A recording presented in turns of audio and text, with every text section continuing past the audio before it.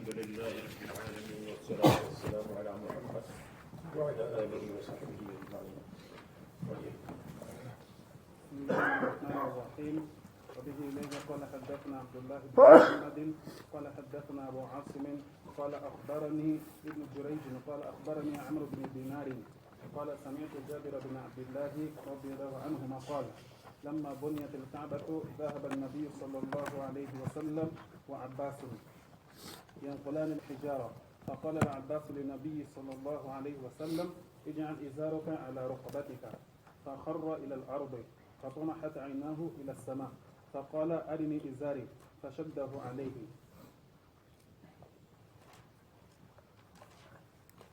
حضرت جابر فرماتے ہیں جب کعبہ بنایا گیا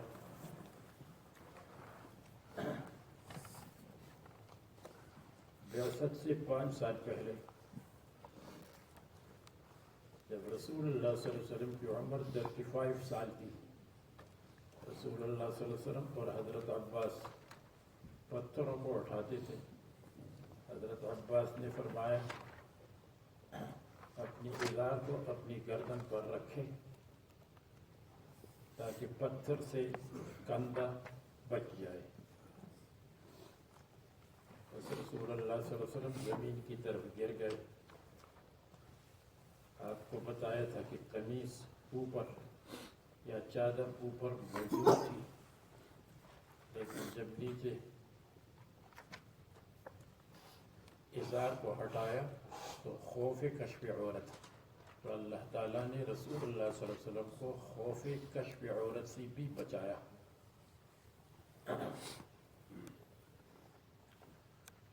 دوسری بات یہ بتائی آپ کو کہ عورت خفیفہ کے کھلنے کا عورت خفیفہ کھل گئی تو رسول اللہ صلی اللہ علیہ وسلم نے اللہ تعالیٰ نے رسول اللہ صلی اللہ علیہ وسلم کو عورت خفیفہ کے کھلنے سے بھی بچایا. عورت خفیفہ کیا ہے؟ مثلا یہ گھٹنا ہے، ران ہے.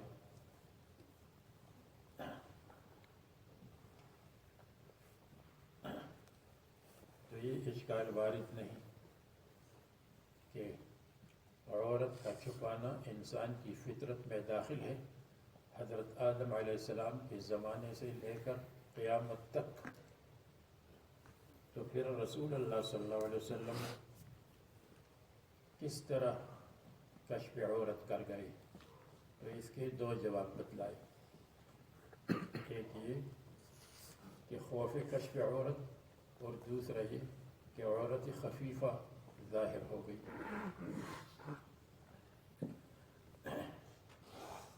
فطمحت عیناہ الی السماء فارتفعت عیناہ، تو آنکھیں اٹھ گئیں آسمان کی طرف، اور فرمایا میرا ازار دکھا دو. فشدہ علیہ، تو ازار کو اپنے اوپر باندھ لے. ترجمۃ الباب کا مقصد لما بنیت الکعبۃ، اور آپ کو بتایا تھا کہ کعبہ مشہور اقوال کے مطابق 10 مرتبہ بنا ہے، اور آپ کو اشعار بھی بس سنائے تھے جس میں یہ تھا بنا بیت رب البیت 10 فخذهم ملائکۃ اللہ الکرام فآدم فشیس فإبراہیم ثم عمالقہ قصی قریش قبل هذین جرہم وعبد الالہ بن زبیر بنا کذا بناء لحجاج وهذا متمم. یہ آپ کو سنا.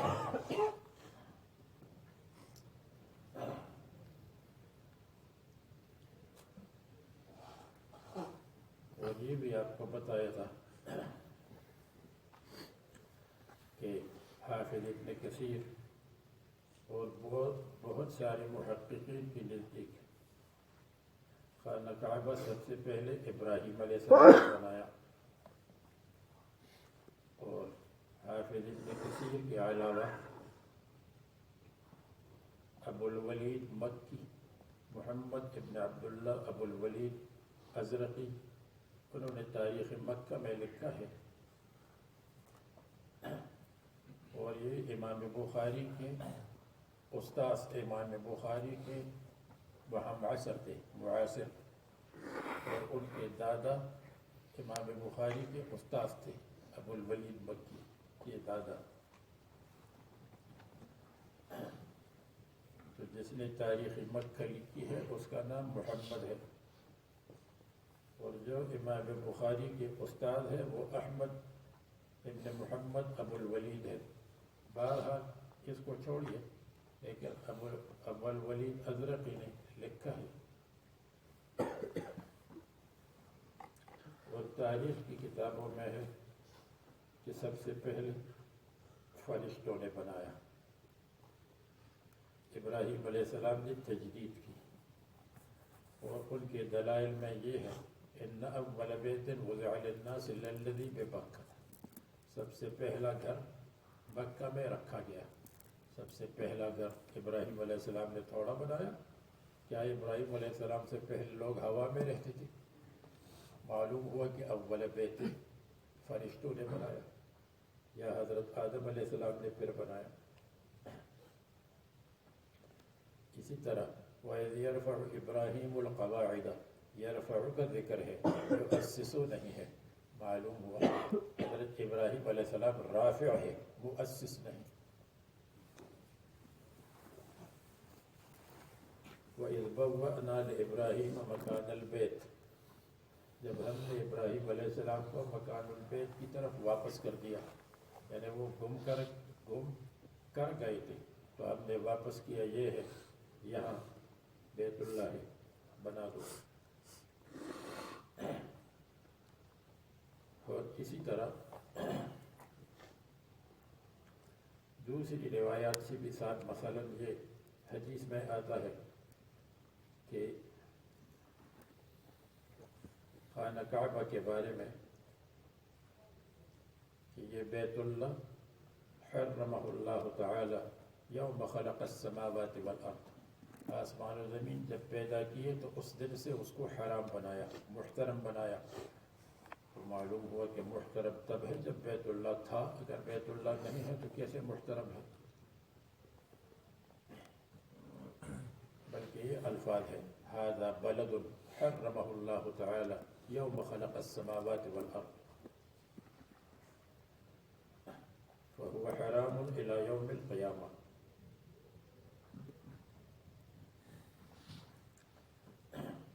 اسی طرح دوسرے دلائل جو آپ کو بتلایا تھا، اور صالح علیہ السلام کی قوم پر جب قادسالی پڑ گئی تھی تو انہوں نے آدمیوں کو بھیجا تاکہ خانہ کعبہ جا کر کے دعا کر لیں۔ اب جب خانہ کعبہ وہ گئے اور دعا کرنے کے لیے تو معلوم ہوا کہ اس زمانے میں کعبہ موجود تھا، حالانکہ صالح علیہ السلام ابراہیم علیہ السلام سے پہلے ہے، اور یہ روایت ترمذی میں آپ پڑھیں گے انشاءاللہ، جلد ثانی میں، کتاب التفسیر میں۔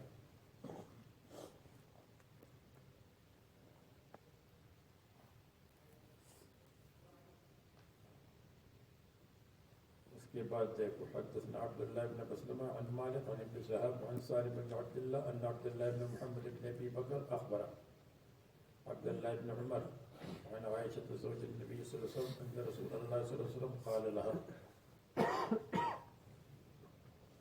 رسول اللہ صلی اللہ علیہ وسلم نے فرمایا الم تر ان قومک حین بنوا الکعبۃ، کیا آپ کو معلوم نہیں ہے کہ آپ کی قوم نے جب کعبہ بنایا، یعنی ارادہ کیا، اقتصروا عن قواعد ابراہیم، ابراہیم علیہ السلام کی بنیاد سے خانہ کعبے کو کم کر دیا، کم، اس لیے کہ انہوں نے کہا کہ ہم خانہ کعبہ میں زانیہ کی اجرت اور ربا اور حرام مال نہیں لگائیں گے، ظلم غصب کا مال نہیں لگائیں گے، اور حلال مال کم تھا، تو اس لیے انہوں نے حتیم کو باہر کیا اور ایک دروازہ بنایا، دروازہ اونچا بنایا۔ فقلت یا رسول اللہ الا تردوها على قواعد ابراہیم قال لولا حدثان قومك بالکفر، اگر آپ کی قوم کفر کا زمانہ ان کا قریب نہ ہوتا لفعلت. فقال عبد الله لئن كانت عائشة سمعت هذا من رسول الله صلى الله عليه وسلم. اگر حضرت عائشہ نے یہ سنا ہو تو ما ارى رسول اللہ صلی اللہ علیہ وسلم، میرا گمان نہیں کہ رسول اللہ صلی اللہ علیہ وسلم نے چھوڑا تھا استلام الرکنین اللذین یلیان الحجرہ، ان دو کونوں کا چھو لینا. استلام کے معنی ہاتھ لگانا، رکنین کے معنی ہے کارنر. اللذین یلیان الحجرہ جو حتیم کے قریب ہے، جس کو کہتے ہیں رکن عراقی، رکن شامی. رسول اللہ صلی اللہ علیہ وسلم نے رکن عراقی اور رکن شامی کو مس نہیں کیا، اس لیے کہ وہ اپنے اصل پر نہیں ہے، اندر ہے. تو گویا کہ دو کو مس کیا، حجر اسود اور رکن یمانی، اور دو کو چھوڑا، رکن عراقی، رکن شامی. رکن عراقی عراق کی طرف ہے، رکن شامی شام کی طرف ہے. اور حجر اسود کو آپ جانتے ہیں، رکن یمانی کو بھی، رکن یمانی کو مس کرتے ہیں، اور شافعیہ کے نزدیک قبلہ بھی کر سکتے ہیں. الا ان البیت لم یتمم علی قواعد ابراہیم، مگر یہ کہ بیت اللہ مکمل نہیں ہوا تھا ابراہیم علیہ السلام کی قواعد پر، ابراہیم علیہ السلام کی بنیادوں پر.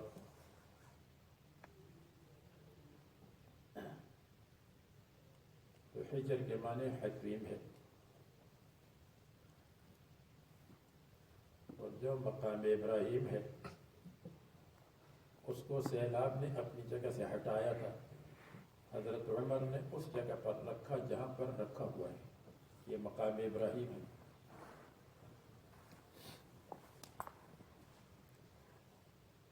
به حدثنا مسدد قال حدثنا ابو الاحوص حدثنا اشعث عن الاسود بن يزيد عن عائشة قالت سألت النبي صلی اللہ علیہ وسلم عن الجدار من البيت هو، میں نے پوچھا عن الجدار دیوار سے، حتیم کی دیوار کیا بیت اللہ سے ہے؟ قال نعم. قلت فما لهم لم يدخلوه في البيت، دیوار اور دیوار کے اندر حتیم کو کیوں داخل نہیں کیا؟ قال ان قومك قد قصرت بهم النفقة، آپ کے قوم کے پاس کم ہو گیا خرچہ. قلت فم، اس لیے انہوں نے حتیم کو، جو حتیم 6 گز ہے اور بعض کہتے 7 گز ہے، اگر دیوار کو حساب کرے تو 7 اور دیوار کو نکالے تو 6.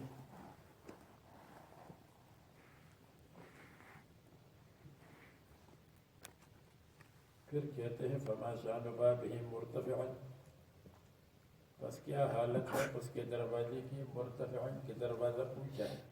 قال فعل ذلك قومك ليدخلوا من شاءوا ويمنعوا من شاءوا، جس کو چاہے داخل کرے، جس کو چاہے منع کرے. ولولا ان قومك حديث عهدهم بالجاہلیہ، اور اگر آپ کی قوم کا زمانہ جاہلیت سے قریب نہ ہوتا تو میں خانہ کعبے کو اپنے اصل کے مطابق، ابراہیم علیہ السلام کی بنا کے مطابق بناتا. فاخاف ان تنکر قلوبهم، مجھ کو خوف ہوا کہ ان کے دل انکار کریں گے. ان ادخل الجدرہ، کہ میں داخل کروں الجدرہ یہ جدار الحتیم فی البیت، وان الصق بابہ بالارض. تو عبداللہ ابن زبیر رضی اللہ عنہ نے، جن کی خلافت مکہ مکرمہ اور اطراف میں تھی، پھر یہ کام کیا کہ 2 دروازے بنائے، حتیم کو اندر کر دیا اور دروازے کو نیچے کر دیا. جب حضرت عبداللہ ابن زبیر رضی اللہ عنہ کی شہادت ہو گئی تو اس کے بعد حجاج ابن یوسف نے عبد الملک ابن مروان کے زمانے میں خانہ کعبے کو پھر اپنے سابق طریقے پر بنایا، ایک دروازہ اونچا کر دیا اور حجم کو باہر کر دیا، یا اس لیے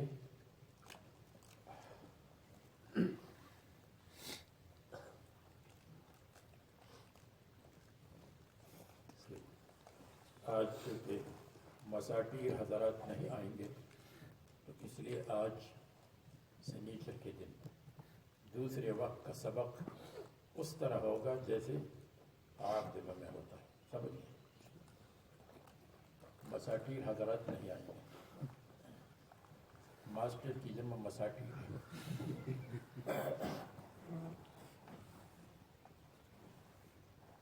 تو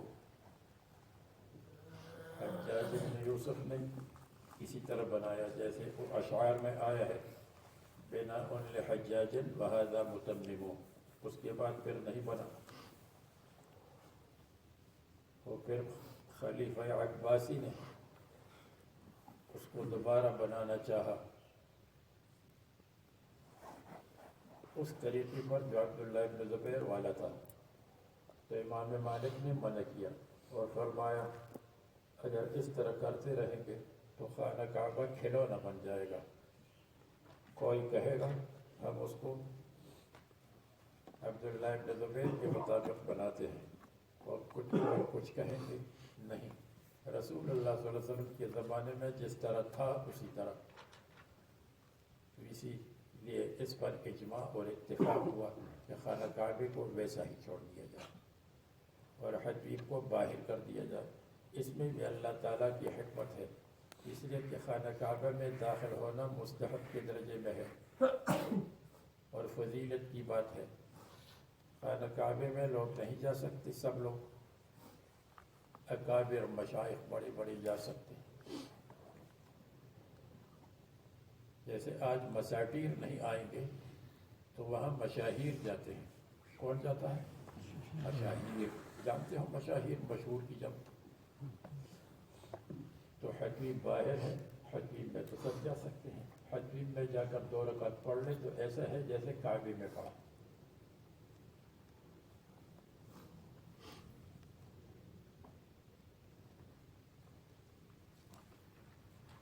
حدثنا عبید پڑھو۔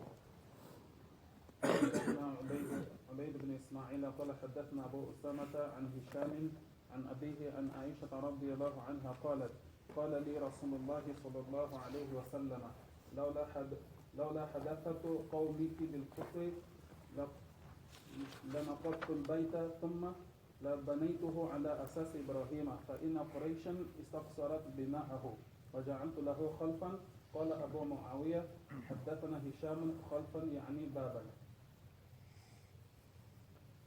فرماتے ہیں کہ وہی مضمون ہے، لولا حداثت قومك بالكفر لنقضت البيت ثم لبنيته على اساس ابراہیم علیہ السلام، ابراہیم علیہ السلام کی طریقے پر۔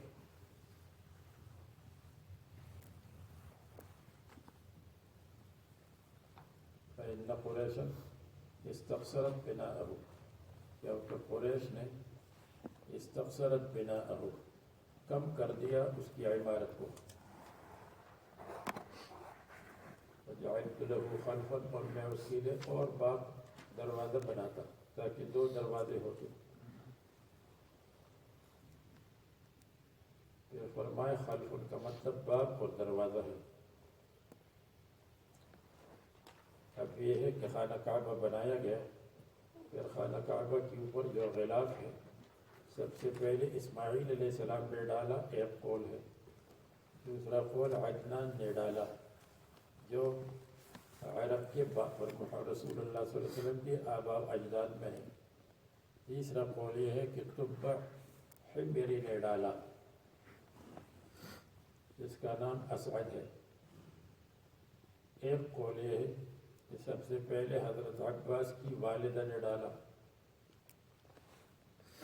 پھر اس کے بعد جو غلاف تھا تو مامون الرشید نے سفید غلاف ڈالا تھا، اور جو سفید ریشم سے بنا ہوا تھا.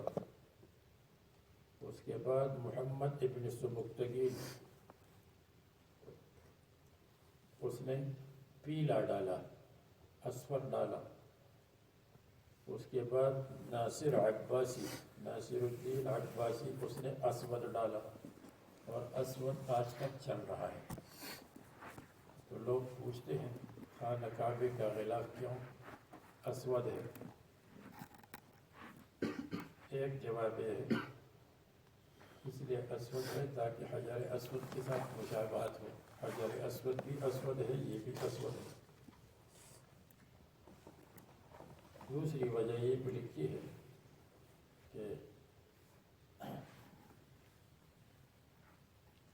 لکھی تو نہیں ہے لیکن خانہ کعبہ ہماری محبوبہ ہے، اور محبوبہ کی زلفیں کالی ہونی چاہیے. جیسے محبوبہ کی زلفیں کالی، اسی طرح یہ غلاف اس کے لیے زلفوں کی طرح ہے.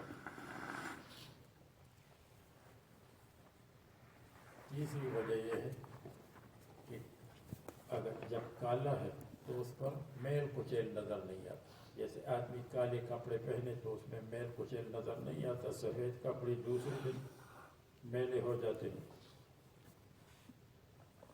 تو یہ جو دوسری وجہ میں نے بیان کی یہ شاعرانہ وجہ ہے. اور دیکھو ایک وجہ یہ بھی ہے، رسول اللہ صلی اللہ علیہ وسلم کا عمامہ کالا تھا. جب مکہ مکرمہ میں داخل ہوئے تھے سیاہ عمامہ آتا ہے فتح مکہ کے موقع پر. تو رسول اللہ صلی اللہ علیہ وسلم کے عمامے کی مشابہت کس وجہ سے غلاف بھی کالا اور اسود ہو گئے.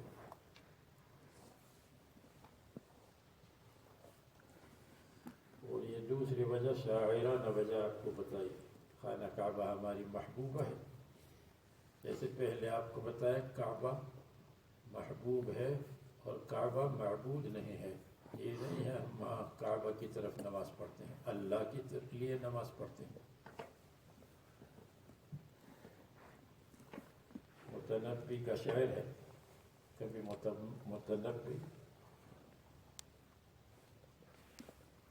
جب دل سے اشعار بناتے ہیں تو بہترین اشعار ہوتے ہیں اس کے، اور جب کافوری اخشدی کے لیے اشعار بناتے ہیں تو بیکار قسم کے ہوتے ہیں. اس لیے کہ کافور اوپر سے بناتے ہیں، اندر سے نہیں، دل سے نہیں. متنبی تو پڑھیے آپ لوگ. تو متنبی کہتے ہیں نشرت ثلاث ذوائب فی لیلۃ، میری محبوبہ نے 3 چوٹیوں کو، 3 زلفوں کو ظاہر کیا فی لیلۃ، ایک رات میں. نشرت ثلاث ذوائب فی لیلۃ، نشرت ثلاث ذوائب، غیر منصرف بن گئے. نشرت ثلاث ذوائب من شعرها فی لیلۃ فأرت لیالی 4. اس نے جب اپنی زلفوں کو ظاہر کیا رات کے وقت تو اس نے 4 راتیں ظاہر کی. 3 راتیں ان کی زلفیں وہ بھی کالی ہے، اور ایک رات وہ جو رات ہے تو اس نے 4 راتوں کو ظاہر کیا. تو محبوبہ کی زلفیں کالی ہوتی ہیں، اس لیے خانہ کعبہ کا غلاف بھی کالا ہے. اور واستقبلت قمر السماء بوجهها، اور میری محبوبہ نے چاند کی طرف اپنا چہرہ اور اپنی منہ کر دیا.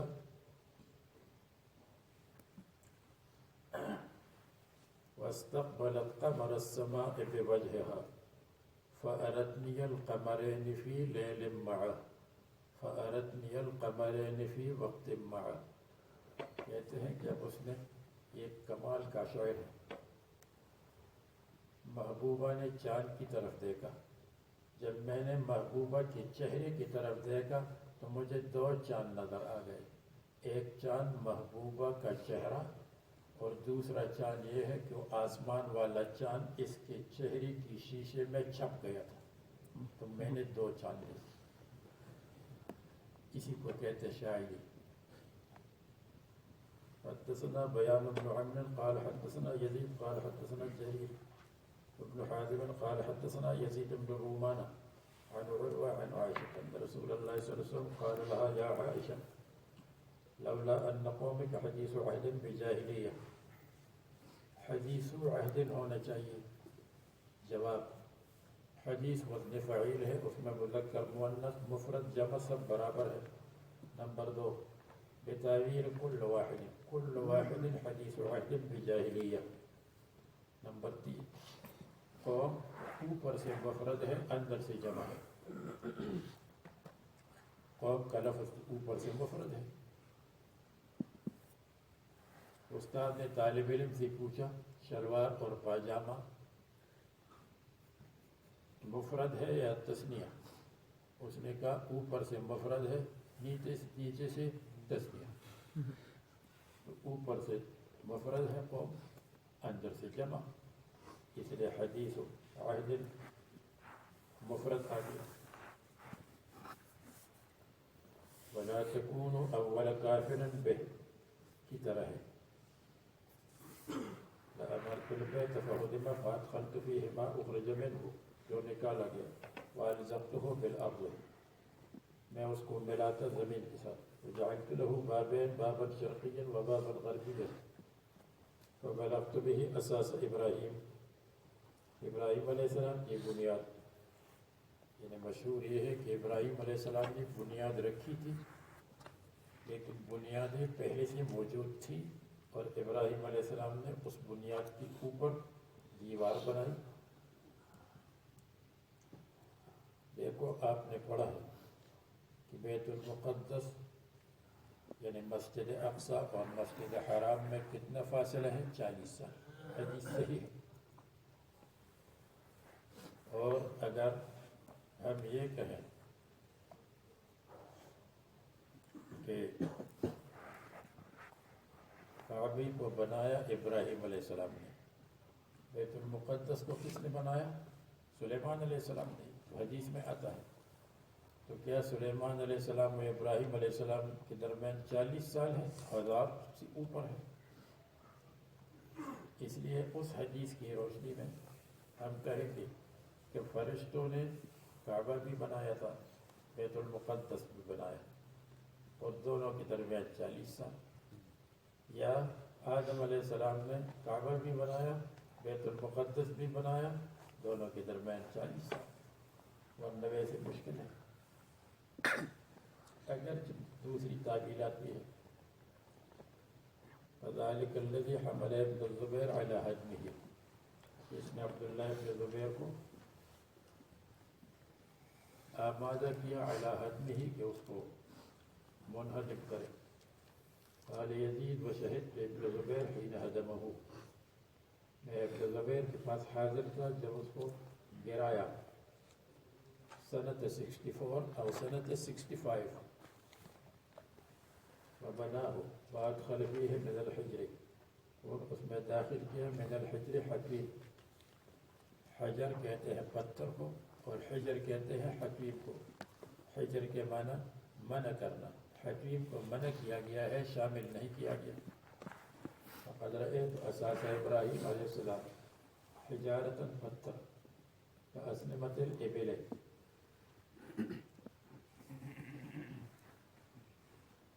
ابراہیم علیہ السلام کے زمانے میں جو بنیاد تھی كأسنمة الإبل. قال جرير فقلت له أين موضعه؟ قال أريكه الآن، ابھی میں بتا دوں گا. فدخلت معه الحجرة حكيم فأشار إلى مكان فقال ها هنا. قال جرير فحذرت من الحجر 6 أذرع أو نحوها، میں نے اندازہ لگایا حکیم میں سے 6 گز یا 7 گز. 6 گز ہے اگر دیوار کو نکالے، 7 گز ہے اگر دیوار کو شامل کر دے.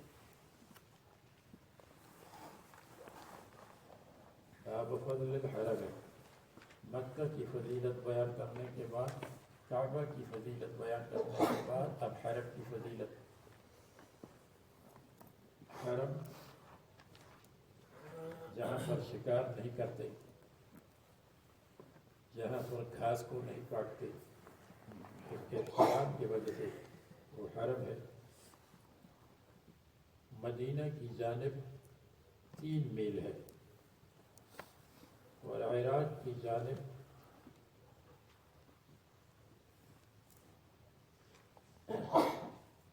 7 ہے، 7، اور جعرانہ کی طرف 9 میل ہے اور جدہ کی طرف 10 میل ہے۔ تو اللہ تبارک و تعالیٰ نے کعبہ اور مکہ کی حفاظت کا ایسا انتظام فرمایا کہ اس کے اطراف کو بھی محترم بنایا، اس کو حرم کہتے ہیں۔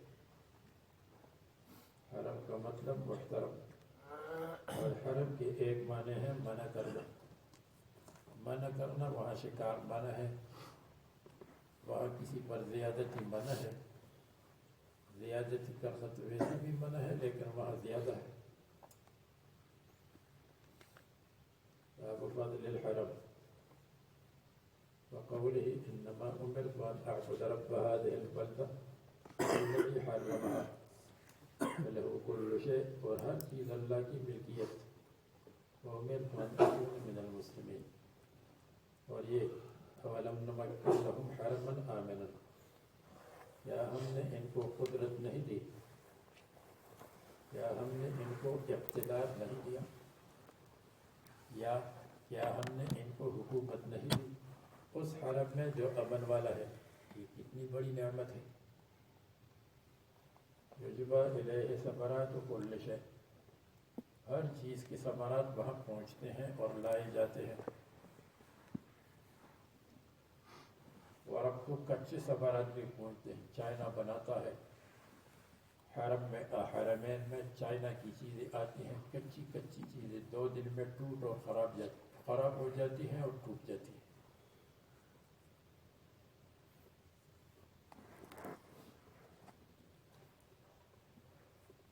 کہتے ہیں ثمرات کل شیء آیا ہے، ثمرات کل درخت، شجر نہیں آیا۔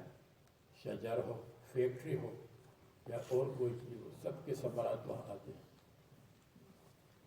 یہ رزق ہے ہماری طرف سے، لیکن اکثر لوگ نہیں جانتے۔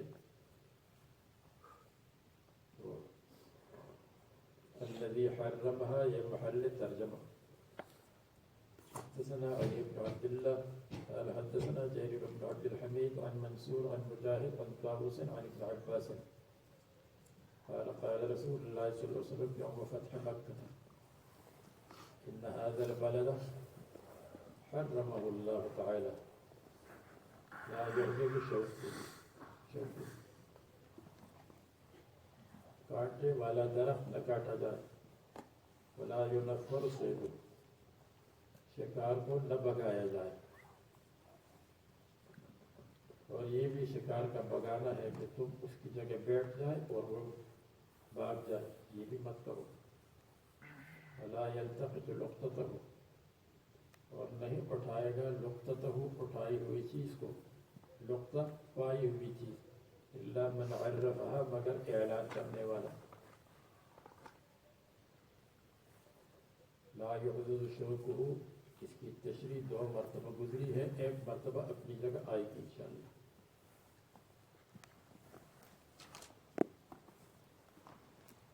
اب اس کے بعد جو باب بیان کرتے ہیں، اس بیان کا، اس باب کا خلاصہ یہ ہے کہ مکہ مکرمہ کے مکانات کی بیع و شراء جائز ہے یا ناجائز ہے۔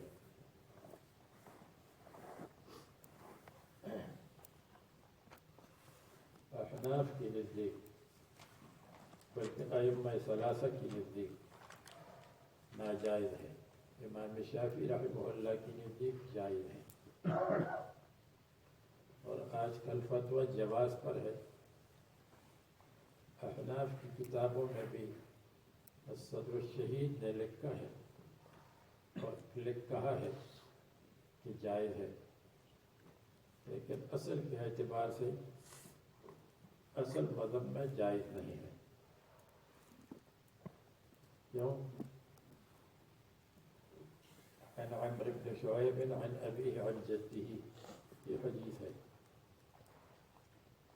لا تباع رباعها، مکہ کے مکانات نہ بیچے جائیں، ولا تکرہ بیوتھا، ان کے مکانات کرائے پر نہیں دینا چاہیے۔ نمبر 2، حضرت عمر فرماتے ہیں مکہ تو مناخ، مکہ مناخ ہے، یعنی اونٹوں کے بٹھانے کی جگہ ہے، جو بھی آئے وہاں اپنا سامان ڈال دے۔ لا تباع رباعها ولا تواجر بیوتها، یہ فرمایا۔ ابن عمر رضی اللہ عنہ نے فرمایا لا یحل بیع بیوت مکہ، حضرت عمر یمنع ان یبوب دور مکہ، مکہ کے مکانات کو دروازہ لگایا جائے، اس کو منع کرتے تھے۔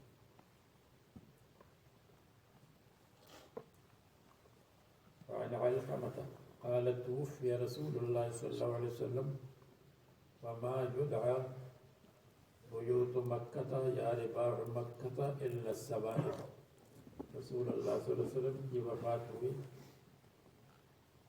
اور مکہ مکرمہ کے مکانات کو لوگ سوائب کہتے تھے۔ سوائب کا مطلب فری، صاحب اس کو کہتے ہیں کہ آدمی اونٹنی کو فری رکھے، جہاں جائے وہاں کھائے۔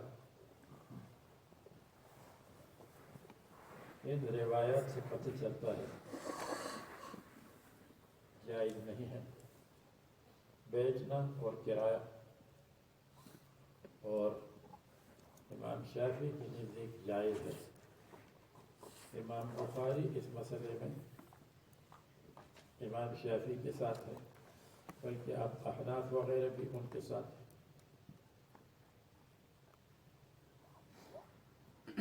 تو بہتر تو یہ ہے کہ آدمی ابو حنیفہ کے مذہب کو لے لیتے، ائمہ ثلاثہ کے مذہب کو لیتے، تاکہ حاجیوں کے لیے آسانی ہوتی، لیکن کیونکہ مشکل ہے اس لیے کرایہ پر دینا اور مکانات کا خریدنا اس کو جائز کہا گیا۔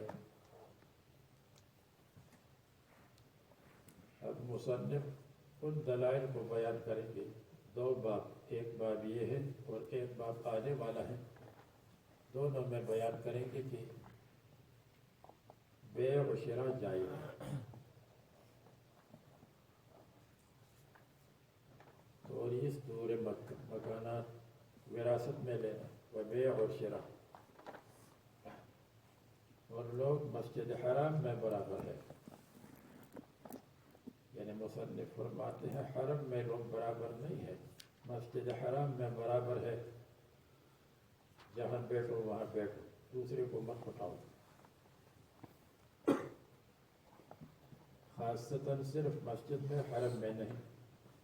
اور ہمارے حضرات فرماتے ہیں مسجد حرام میں برابر ہے، مسجد حرام سے مراد ہے حرم، الذین عاہدتم المشرکین، وہ جن تم نے مشرکین کے ساتھ معاہدہ کیا ہے، عند المسجد الحرام، مسجد حرام کے پاس یعنی حرم میں، وہاں حرم میں اس لیے کہ حرم کے اندر معاہدہ ہوا تھا صلح حدیبیہ کا۔ وَإِخْرَاجُ أَهْلِهِ مِنْهُ أَكْبَرُ، اخراج اہلہ اے من الحرم، حالانکہ اہلہ ضمیر مسجد کو راجع ہے مگر مراد مسجد سے حرم ہے۔ ذَلِكَ لِمَنْ لَمْ يَكُنْ أَهْلُهُ مسجد الحاضر المسجد الحرام، مسجد حرام و مراد حرم، و بلکہ حرم کے قرب جوار۔ إِنَّ الَّذِينَ كَفَرُوا وَيَصُدُّونَ عَنْ سَبِيلِ اللَّهِ وَالْمَسْجِدِ الْحَرَامِ الَّذِي جَعَلْنَاهُ لِلنَّاسِ سَوَاءً، ہم نے اس کو برابر کر دیا ہے۔ العاکف یعنی یستوی العاکف فیہ والباد، مقیم اور بعد باہر سے آنے والا، یا سواءً بمعنی مستویاً، اور العاکف والباد اس کا فاعل، فمن یرد فیہ بالحاد، اور جو ارادہ کرے حرم میں، مسجد حرام نہیں حرم، بالحاد شرارت کرنے کا، بظلم ظلم، یذقہ من عذاب الیم۔ قال ابو عبد اللہ البادی الطارق، باہر سے آیا ہوا مسافر، معکوفا محبوسا۔ تو مصنف نے یہ فرمایا دیکھو सब लोग मस्जिद हराम में बराबर है, सब लोग हरम में बराबर नहीं है। हरम में आपका घर आपका है, मेरा घर मेरा है, मैं बेचूंगा या न बेचूं। حدثنا أسبق قال أخبرني ابن وهب عن يونس عن ابن شهاب عن علي بن حسين عن عمرو بن عثمان عن أسامة بن زيد أنه قال يا رسول الله حين تنزل في دارك بمكة. ترجمة الباب کا محل ہے دار کا، دیکھو آپ کا مکان، جواب یہ ہے کہ دار کا سکونت کے اعتبار سے ہے، ملکیت کا ذکر اس میں نہیں ہے۔ جیسے ان اوہد البیوت لبیت العنکبوت، بیت العنکبوت عنکبوت کی ملکیت نہیں ہے بلکہ عنکبوت اس میں رہتا ہے۔ وقرن فی بیوتکن، بیوت تو رسول اللہ صلی اللہ علیہ وسلم کے ہیں، لیکن بیوتکن ازواج مطہرات رہتی تھی۔ وقال وهل ترك عقيل من رباع او دور، وكان عقيل وارث ابا طالب، ابو طالب کا وارث عقیل تھا، کیونکہ اس وقت کافر تھا، اور طالب بھی بعد میں عقیل مسلمان ہو گئے۔ ولم يرث جعفر ولا علي شيئا کیونکہ لأنهما كانا مسلمين، وكان عقیل وطالب کافرين۔ عمر بن خطاب فرماتے تھے لا يرث المؤمن الكافر۔ قال ابن شهاب وكانوا يتأولون، تعویل کر تشریح کرتے تھے، تشریح قول اللہ عز وجل ان الذين آمنوا وهاجروا وجاهدوا بأموالهم وأنفسهم في سبيل الله والذين آووا ونصروا، اور جنہوں نے جگہ دی اور مدد کی، اولئک بعضهم اولیاء بعض، ان میں سے بعض دوسرے بعض کے وارث ہیں۔